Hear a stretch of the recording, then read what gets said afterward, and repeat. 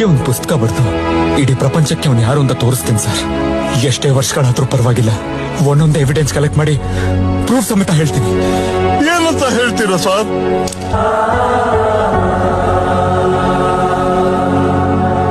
ಒಂದು ಪುಟ್ಟ ಹಳ್ಳಿಯಲ್ಲಿರೋ ಒಬ್ಬ ತಾಯಿಯ ಹಠದ ಕಥೆಯಾಗಿ ಹೇಳೋಕೆ ಇಷ್ಟಪಡ್ತಿದ್ರು.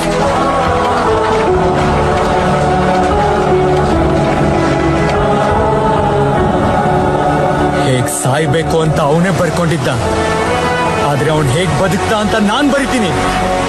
ನೀವೇ ಹೇಳ್ದಾಗೆ ಅವನು ಗ್ಯಾಂಗ್ಸ್ಟರ್ ಅಲ್ಲ ಸಾರ್, ಒಬ್ಬನೇ ಬಂದು ನುಗ್ಗಿ ಹೊಡೆದಿರೋ